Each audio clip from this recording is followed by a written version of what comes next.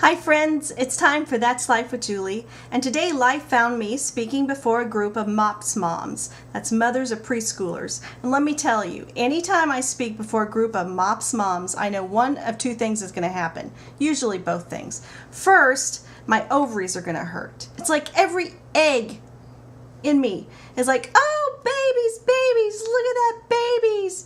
And even though I don't really want another baby, well, I don't want another baby right now. Really, I don't. But my eggs are like, where?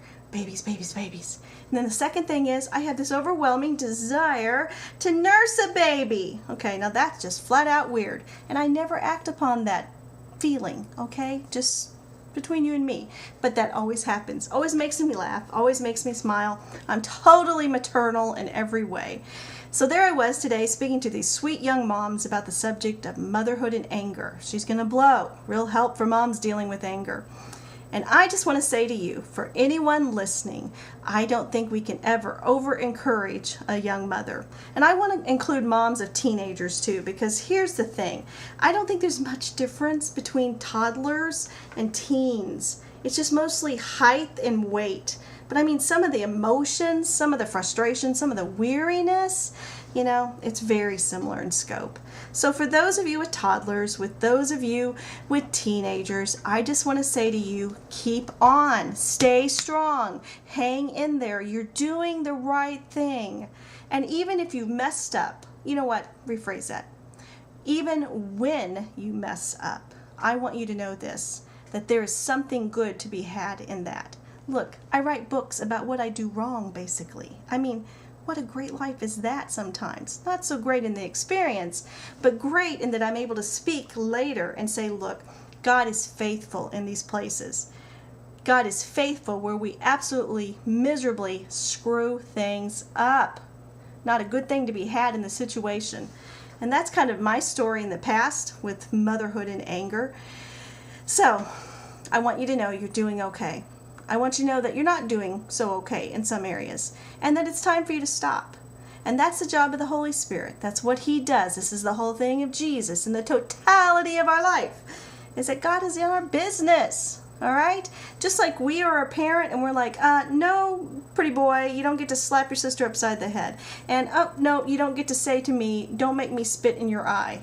I actually had a mom communicate that. Her little girl was like, don't make me punch you.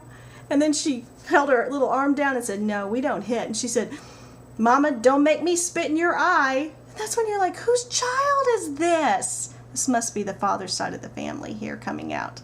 All right, so we've all been there. We've all messed up. Some things we can kind of smile about. Other things, no, we don't smile about. We cry many tears about. We have a lot of shame about them. I want you to know that you're not alone. I want you to know that there's hope for change. And for those of you who don't have children or aren't in a position right now with any of your children where there's much tension and stress, then I'm asking you to be grace upon grace to that mother today, this week, this weekend. Maybe you're at Target and this kid starts flipping out.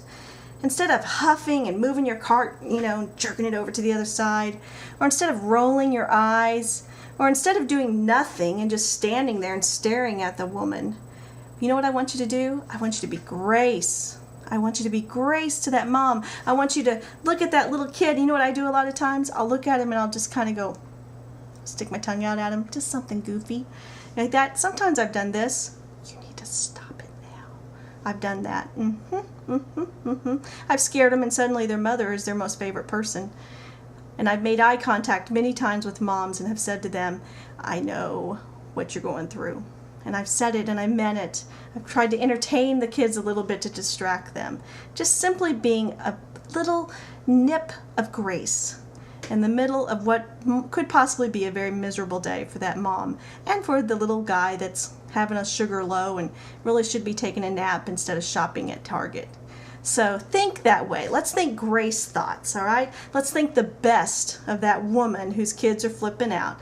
And let's be grace, and let's speak grace and exude grace in a world that so often is so graceless, especially when it comes to children and mothers. I'll talk to you guys later.